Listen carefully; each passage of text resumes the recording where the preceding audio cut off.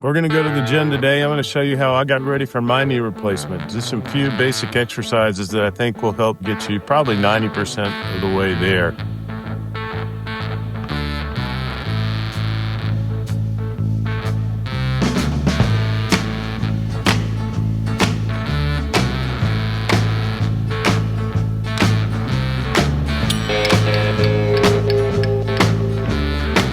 Thanks and welcome back to the channel. This episode's kind of a personal one, but a lot of questions have been how I got ready for my surgery.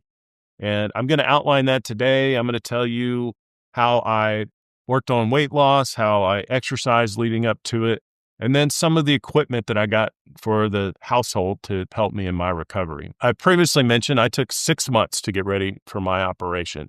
At that time, as we mentioned, the BMI, we want between 25 and 35 ideally. Well, I was slightly over 35 and I said, I'm not doing this until I get in shape. And my knee had gotten bad enough to the point where it affected my ability to exercise and weight just slowly crept up. A lot of people deal with this. So for me, it helped to set a surgery date.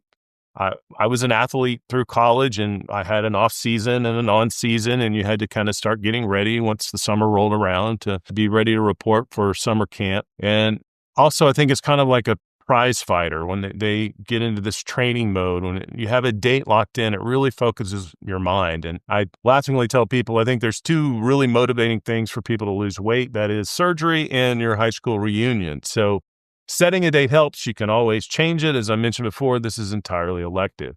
But for me, I wanted the time to lose the weight. I wanted the time to get in really good shape for the operation. And I will admit in this, I'm a little bit younger. I was age 50 when I had my knee replacement done. Average in the United States today is around 62. So I had youth on my side, perhaps made it a lither bit easier for me to get ready than it would for a lot of people. But I spent a good deal of time on weight loss. This was before the advent of GLP-1 medication. So I kind of had to do it the old-fashioned way. For me, and I am not a dietitian, I'm not a nutritionist, but for me, what always worked was carbohydrate restriction. I have a really hard time controlling portions, and the low-carbohydrate diets for me really help control my appetite, and a lot of them don't really restrict the quantity. So ultimately, you do end up consuming less calories. The hard part for me, though, I've always been successful with losing on them, but is keeping the weight off. But that's how I lost the weight. I did lose about 35 pounds. I brought my BMI down to, I think, around 31, 32 by the time I had the operation. And I knew it would lower my risk of complications post-op, but I will tell you, and I'll talk about this in just a little bit here, it made a huge difference in my ability to recover. It's extremely hard to get around. You're pushing your body weight around on that walker for a long period of time. So I was really, really glad I brought weight down even just a little bit. So next, I want to take you through what I did for exercise leading up to it. And I mentioned I started the diet program first, but I really ramped up the exercise about 3 to 4 months before the operation. And I was working full time. I didn't have a lot of time. I'm not a gym rat anyway, but I tried to get to the gym 3 to 4 days a week minimum. And each workout, I tried to give myself about an hour. And I will walk you through what I did here, but I always started on the stationary bike. I've mentioned time and time again how valuable I think particularly a recumbent stationary bike is. And I would typically do one of two different workouts with it. First of all, I always put it on manual control, and I usually monitor my heart rate on my Apple Watch. And there is a formula that I'll list here that shows you what your peak heart rate is based on age. And then there are these zones based on a percentage. And I generally had one of two types of workouts on the stationary bike. A shorter one, which was more intense. I would try to get into zone 3 or zone 4 with my heart rate and maintain that for about 20 minutes. And I'd have to crank the resistance up pretty high. And that would also help provide some more quad strength, which is really important going into the operation. The other one was more of an endurance session. And I would go anywhere from 40 minutes, sometimes almost to an hour, and try to stay in that zone 1, 2, 3 range based on heart rate. After I did my stationary bike, and again, let me disclose, I am not a physical therapist. I am not a personal trainer, but I do understand the basics, and the fundamental thing I wanted to improve was my quad strength going into this. So I would do basically a couple of different exercises, just focusing on that leg. And by the way, if you've got a bad joint, you probably notice that the strength in that leg is just gets zapped. It just stays weaker than your other leg. No matter what you do, it's like there's a leak. Like even though they're getting the same amount of activity and exercise, you just can never maintain the strength or muscle tone on the side of that bad joint that you can on the other. So what I did was generally the leg press machine. And there's a very important concept that I think you want to understand, and that is typically you're better off doing what's called closed chains. That means your foot is anchored against something stable in space. That's much less stress on your knee joint. And you want to stay in a short arc of motion. And if you'll watch here, I try to avoid getting fully locked out in extension. Then you're not using your quad at all and putting some stress on what's called the posterior capsule, etc. But I would try to go generally from about 10 degrees upwards to maybe 50 or 60. And real important is that you control it the whole way. And what we used to call, when I was in football, negatives is really the act of lowering it. It's what we call eccentric load. That probably does as much to strengthen it as the effort of actually straightening it out. So you want to really control it. You only want to go slowly. And here's what's really, really important, I think, is that you want to keep weight really low, something that you can do very high repetitions with. At least say 30 or 40 reps. And I would do it until literally my quad was just quivering and basically complete muscle exhaustion. And I did preferentially just work that leg, and that's all I really cared about. The other one I would use, and this is generally a no-no when you've got a bad knee, is the knee extension machines. Now that is called an open chain exercise, which is generally not great for the knee. But if you remember in my very first episode, I said it's almost kind of like a rental car at this point. You know you're trading that joint in, so yeah, it may hurt it, it may make it worse, but who cares? We need to get you ready. You're about to have a brand new joint. The lifespan of this knee that you're working on is very short-lived. So I would use a knee extension machine, but I would again go on a very short arc of motion. And one thing you can also do is try to move that foot pad further up in your leg, so there's less lever arm, there's less torque on the knee. But again, same principles, extremely low weight, very, very high repetition, and I just worked that side, and I was really careful to really optimize that lengthening portion, that negative, we call it, or eccentric load portion of it, where you get a lot of strength. So you're working the quad both coming down and going up, and again, I did not go all the way straight. I generally try to keep it between 10 to 20 degrees short of full extension to about 40, 50 degrees of flexion, no more than that. The other thing I did, and I almost didn't even do this, but I'm really glad I did, is I worked on getting my upper body strong, particularly my triceps. And the way I did it was with dips. I felt like would most closely approximate what I would be doing on a walker by pushing down on that walker. And it turns out that was really, really helpful, because I use that walker way longer than I thought I would. I'll show you my walker here in just a little bit, and I even needed pads for it. Now, these may be too hard for you to do, so I'll show you how you can do it to make it a little bit easier. Basically, you can stand on a bench or a stool, kind of use your legs to help you, but hopefully you can eventually get where even if you can't do a dip, maybe you can support body weight for just a couple of seconds.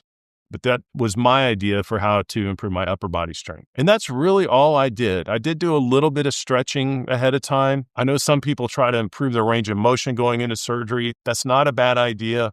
And I think if you're really struggling, you definitely want to get a physical therapist involved. And they are the experts, and I'm open to hearing all kinds of suggestions in the comments about what I should have done differently, but it worked for me. All right, now I'm going to take you through my equipment, and let me just address this right out front. This is the first time I've done anything that is directly potentially asking for money from you. And I want to be very careful about this. I'm trying everything I can to keep any kind of sponsorships, anything that could affect my objectivity and giving you real truth and real answers here. But I'm going to list the equipment that I got ahead of time. I did not review other products. All I can say is this is what I used. It worked for me.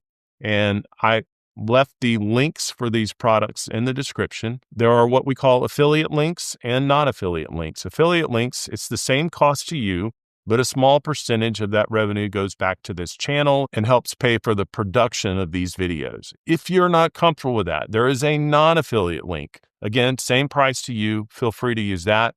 But most importantly, shop around for it. You don't have to use Amazon. And a lot of times you can pay for these devices or equipment with HSA dollars. Sometimes your insurance will cover it. So check all of that before. You don't need to spend a lot of money on all this. But these were things I found very valuable. Some of them I didn't realize until after surgery I kind of need and had to buy kind of last second. Okay, show and tell time. This really brings back a lot of memories. I was just looking at the calendar, and it's actually 4 years ago on the day that I had my knee replacement. And I pulled a lot of this stuff out of the closet, and I'll just show you what I use. Again, you shouldn't spend a lot of money getting ready for this. You should check and see if your insurance covers a lot of this for you if you want it. Sometimes you can borrow friends, etc.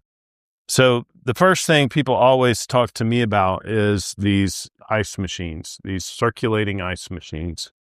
I did purchase one. My insurance would not cover it. I was able to use HSA funds for it. Mine, the brand, I think, is Polar. Again, I did not test other products. This was one I used, and it worked well. In fact, I've had other people borrow it since. But typically, these devices you fill with ice and water, and it circulates cold water through this tube. And the reason these are helpful is because obviously if it stays liquid, it can't get below freezing, so you can generally leave it on for longer. You still don't want to put it directly on skin, and definitely don't want to put any ice packs on skin. But this was quite helpful, and with it, you'll need a cuff, an attachment. If you are going to borrow someone's, I would highly recommend that you get your own cuff. So we just want to keep things as clean as we can, but this connects to the device. I have heard a lot of people say, oh, we'll just use frozen water bottles and then use water on top of that. I just found that it didn't get the water as cold as ice does, but ice is a lot of work. You got to probably have an ice maker in the home, and my wife was constantly having to refill this. Some people call this cryotherapy, but this is the Polar circulator. Worked fine for me. It is one of the more expensive items that I'm going to talk about here, but that's what I use there. The next big one, and boy, does this bring back some memories. And maybe this is a height of optimism here, but I still have the original tags on it. Mine was a Medline two-wheeled walker, and I think that's real important. You want to have just two wheels on this because you need some stability. If you've got four wheels, that thing can squirt out from you. You've got to operate brakes. I did get these little specialized cutout tennis balls. The idea is that you want some friction on two of the wheels, and the pure rubber ones are maybe a little too grippy, but this gives you kind of a nice happy medium between a little bit of friction and a little bit of slide. This was an invaluable purchase, and I never in my wildest dreams thought I would need this, but these are pads for the walker. I literally had bruising on my hands. I was so heavily dependent upon this in the first week or so. And I used my walker a lot longer than I thought I would, but I think I needed it for probably a solid week before I was able to kind of safely get to a cane. But these are little Velcro cheap cuffs that you can attach there. I really found them helpful. It looks like they even have little pockets. I don't think I ever used that. And then you want to make sure you get it at the proper height. Basically want to be able to kind of comfortably extend your arms. And I had to rig it out. It's obviously when you're using both your hands, it's hard to carry anything around. So I got this little basket and fixed some Velcro straps to it. There's a lot of different walkers, and there's a very good chance your insurance will cover a walker for you. I actually just got an additional one for my own use to keep around the house. So before you go purchase one, but definitely I would recommend a two-wheeled walker. Also, with all these items, check with your surgeon. This is just because this is what I use. They may have their own preferences, and I don't want to interfere with that relationship between you and your surgeon. But that's the walker and a very important part of the recovery. After a walker, then we moved to a cane, and I had a couple different ones. I think it's a good idea to get these telescoping ones that you can actually adjust, and they are collapsible, so you can carry them around pretty well. They even make, this is the one I ultimately use, that actually breaks down into a real short device, so you can almost stick this in a purse or a backpack. And you can see it got some wear. I had to put this special wrap on it. And I used the cane, probably the better part of the entire first month. And it wasn't so much for me for stability, but I wanted to train a proper gait. I did not want to train a limp. The other thing I didn't bring in here, but I'll leave it in the description, is I initially did use a little bit of a heel lift in my good leg. because I wanted to have extra leeway because I wanted to force this new knee to straighten out fully into extension. So temporarily, it helped to put a little bit of a lift in that other shoe. Again, don't spend a lot of money on that. There's orthotics places that will charge you an arm and a leg. You don't need that. It's just, you can literally even use odor eaters and just stack them up in the other shoe. But generally, probably 5 or 6 millimeters after it's been compressed is probably enough. You don't really want to go more than 10. It makes it hard for you to even stay in your shoe. This little device, and I don't even know what it's called, but I will leave this in description, was actually pretty cool. And what this does is allow you to shower. And you see it's got this sort of rubber diaphragm, so it pretty easily slides up over your leg. It doesn't drag across your bandages, but you can literally, it wouldn't work for a hip, but it does work for knees that you can, and it would work for obviously for ankles as well. But you slide your foot in there and the entire leg. It then has a pretty tight seal and you can shower without getting your bandages wet. The other thing I think is probably helpful, and I don't think you have to have one of those ice circulating devices. They're really more of a convenience factor, but is to get a good kind of heavy gel pad. And I kept probably 3 or 4 of these in circulation. I just keep them in the freezer and then pull them out. But you want some heft to it. And that kind of helps it to wrap around your knee, stay a little bit tighter to the skin. Now, again, don't put these directly on the skin. It should be at least a layer of cloth or your bandage underneath it. But then I would take a 6-inch ace and I would get some ace wraps for the house. They're indispensable, and get the kind with Velcro. You don't want to be fooling with those clips during all this. But I would literally just wrap it around my knee and try to leave it on for about 20 minutes at a time. And that was real helpful. But these are really good. They're relatively inexpensive. I'll link those as well. Another thing you may want to think about getting is these are called ABD pads. These are basically really absorbent bandages. And if you're going to get them, quite a few of them. But if by chance you do have some drainage, and it does happen from time to time, and it can be quite alarming to people, but this is a very absorbent pad you could use as a dressing. So again, these are things you should check with your surgeon about. I usually try to make sure patients have an extra bandage as well.